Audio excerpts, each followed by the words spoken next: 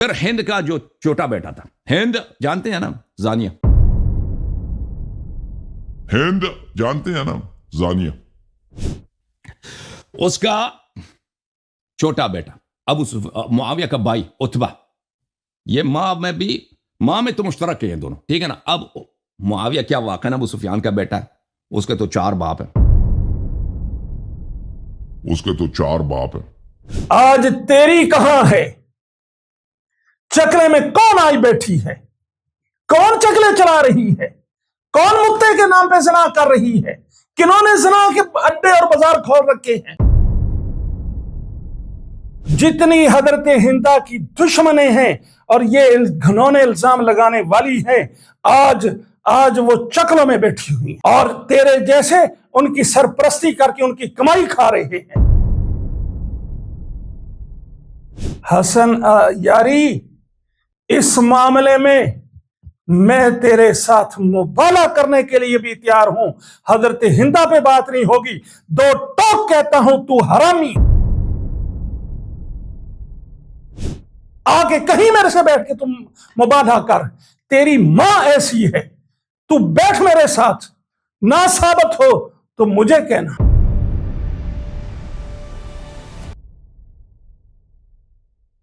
بسم اللہ الرحمن الرحیم۔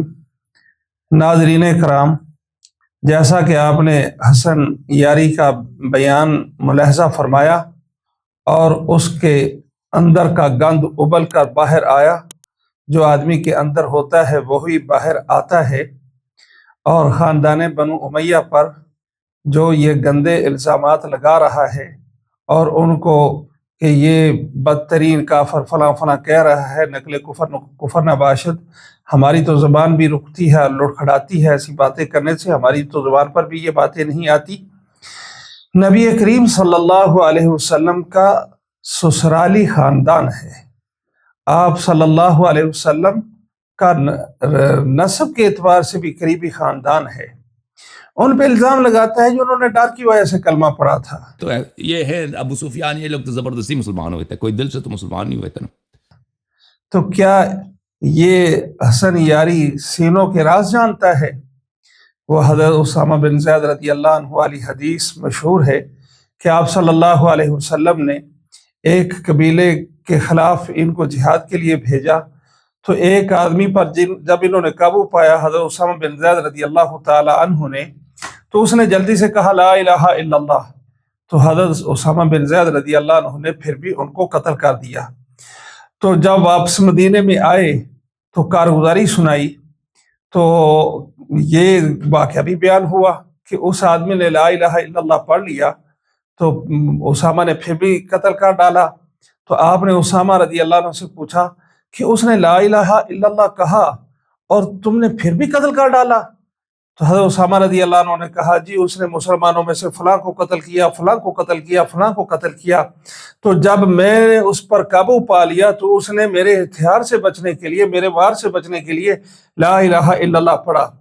تو آپ نے فرمایا کیا تو نے اس کے دل کو پھاڑ کے دیکھ لیا تھا کہ اس نے تیرے ڈر سے، تیرے ہتھیار سے ڈر سے جو ہے وہ کلمہ پڑھا تھا؟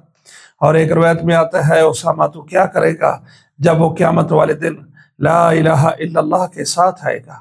اب یہ کہتا ہے جی فتح مکہ کے موقع پر بنو امیہ کے لوگوں نے ڈر سے کلمہ پڑھا تھا۔ اب یہ عقل کا دشمن، صحابہ اکرام کی دشمنی میں یہ عقل سے بھی کوڑا ہو چکا، اندھا ہو گیا ہے عقل سے۔ دل بھی اس کا کالا اور اندھا ہے اور عقل بھی اس کی ماری گئی ہے۔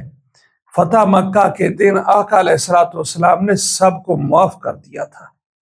جب سب کو معافی مل گئی تھی تو پھر یہ سارے لوگ مسلمان ہوئے تھے۔ ابو سفیان رضی اللہ تعالیٰ عنہ پہلے ہو گئے تھے، باقی سارے یہ لوگ معافی کے اعلان کے بعد وہ جماعتوں کی جماعتیں جو ہے مسلمان ہوئے تھے۔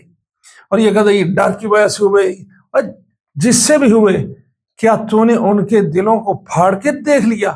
جب کل قیامت کے دن حضرت ابو سفیان رضی اللہ تعالی عنہ لا الہ الا اللہ کے ساتھ آئیں گے، جب کل قیامت کے دن حضرت عثمان غنی رضی اللہ تعالی عنہ لا الہ الا اللہ کے ساتھ آئیں گے، اور جب کل قیامت کے دن حضرت سیدنا معاویہ رضی اللہ تعالی عنہ لا الہ الا اللہ کے ساتھ آئیں گے، جب کل قیامت کے دن حضرت ہندہ رضی اللہ تعالی عنہا لا الہ الا اللہ کے ساتھ آئے گی تو کیا جواب دے گا اللہ کو؟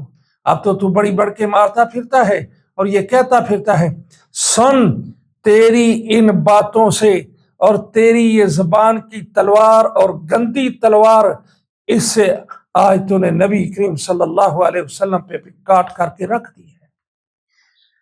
نبی کریم صلی اللہ علیہ وسلم کا نکاح ہوا ہے جناب ابو سفیان رضی اللہ تعالی عنہ کی بیٹی سے، جن کی کنیت ام حبیبہ ہے، نام ان کا رملہ ہے، معاویہ کی وہ بہن ہے۔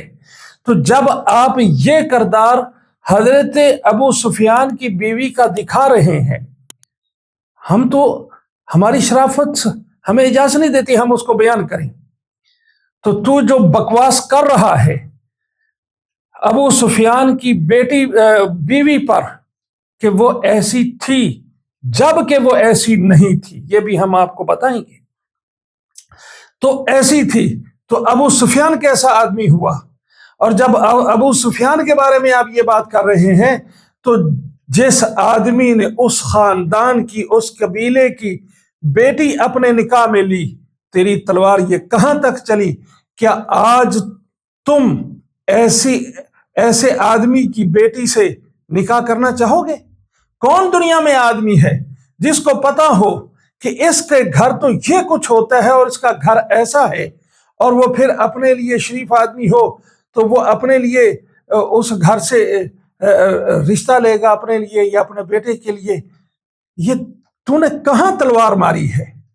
نبی علیہ الصلوۃ والسلام کا بستر ایسا تھا؟ ایسے آدمی کے گھر میں سے آپ نے لڑکی لی ہے اور نکاح کیا ہے؟ تیری عقل ماری گئی ہے، صحابہ اکرام کی دشمنی کرتے کرتے کرتے کرتے تیرے پلے عقل نہیں رہی۔ ہم اہل سنت والجماعت کا عقیدہ ہے آپ صلی اللہ علیہ وسلم نے جن گھرانے کی عورتوں سے نکاح کیے اور جن گھرانوں میں آپ نے اپنی بیٹیاں دی، ان میں یہ اخلاقی کمزوری قطعاً نہیں ہو سکتی اور نہ تھی اور نہ کوئی ثابت کر سکے گا۔ تیری عقل ماری گئی۔ اگر یہ کمزوریاں ان میں تھی تو حضرت رملہ سے نبی صلی اللہ علیہ وسلم نے نکاح کیا، وہ ابو سفیان کی بیٹی ہے، اور ابو سفیان کے گھر میں یہ انا للہ و انا الیہ راجعون۔ تو دشمنی کرتا کرتا صحابہ کی تو کہاں پہنچ گیا ہے؟ تیرے پلے میں عقل نہیں رہی۔ اور پھر کہتا ہے کہ بنو امیہ مخلوق کے ایسے لوگ تھے، رعل، زکوان، اسبا کے لوگ، ان پہ نبی علیہ السلام نے نام لے لے کر لعنت کی ہے۔ بنو امیہ پہ کہاں نبی علیہ السلام نے لعنت کی یا کہاں کوئی بات کی؟ بنو امیہ کو نبی علیہ السلام نے عزت بخشی، ابو سفیان کے گھر کو دارالامان بنایا، ان کی حویلی کو دارالامان بنایا، ان کی عزت میں آقا نے پورے مکے کو دارالامان، اور کہا جو اپنے گھر کا دروازہ بند کر لے گا اس کو آج امن ہے۔ یہ اسی لیے تھا کہ ابو سفیان سردار ہے، اس کی اور عزت کی جائے، کہا اس کے گھر کو امان، اور جو اس کے گھر میں داخل ہو جائے اسے امان، کہا جی بڑا آدمی، اور کہا جی جو اس کے حویلی میں آ جائے اسے امان، کہا جی اور بڑا آدمی ہے، کہا جو بیت الحرم میں آ جائے اسے امان، کہا جی اور بڑا آدمی، کہا جو مکہ کا شہری اپنے گھر کا دروازہ بند کر لے گا اسے بھی امان مل جائے گی۔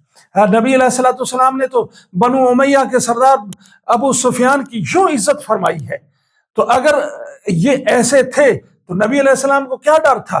جہاں وہ رعل اور زکوان اور اسبا قبیلے پر اور بنو لحیان پر لعنت فرما رہے تھے تو بد دعائیں ان کے لیے کر رہے تھے، تو بنو امیہ کے لیے بد دعا نہ کر دیتے؟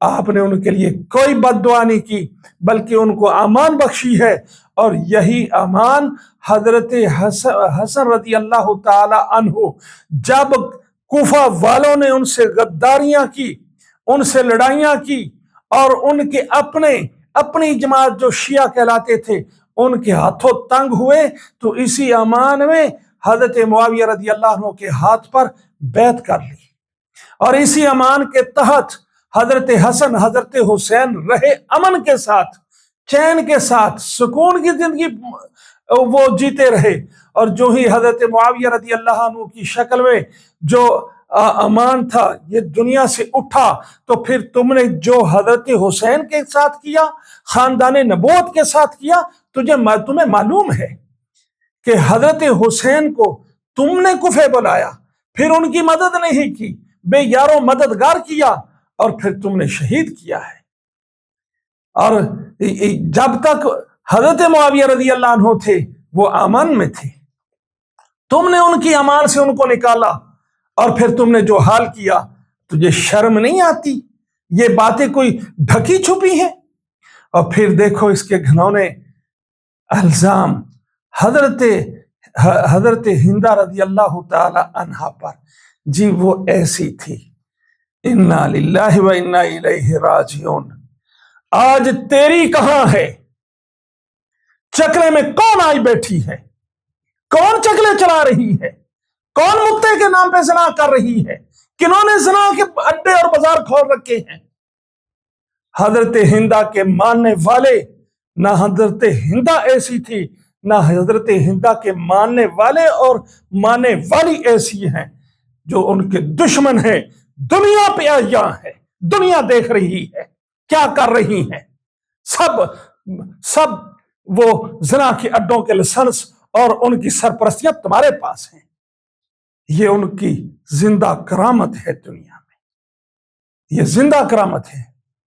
حسن یاری، اس معاملے میں تیرے ساتھ مبالغہ کرنے کے لیے بھی تیار ہوں۔ حضرت ہندہ پہ بات نہیں ہوگی، دو ٹوک کہتا ہوں تو حرامی ہے۔ آگے کہیں میرے سے بیٹھ کے تم مبالغہ کر، تیری ماں ایسی ہے، تو بیٹھ میرے ساتھ، نہ ثابت ہو تو مجھے کہنا۔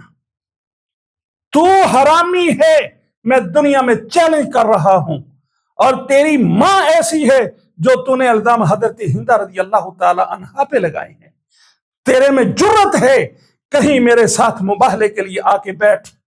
اور جتنی حضرت ہندہ کی دشمنیں ہیں اور یہ گھنونے الزام لگانے والی ہیں، آج وہ چکلوں میں بیٹھی ہوئی ہیں، اور تیرے جیسے ان کی سرپرستی کر کے ان کی کمائی کھا رہے ہیں۔ زمینی حقائق ہیں۔ تو اس پاک دامنہ عورت، اس طاہرہ عورت جس کے گھر نبی علیہ السلام بطور دماد آئے ہیں، اور اس گھر کی بیٹی آپ نے اپنے حق میں لی ہے، اور تو نے تو نبی علیہ السلام کو نہیں چھوڑا، تو کیا دعوے کرتا ہے؟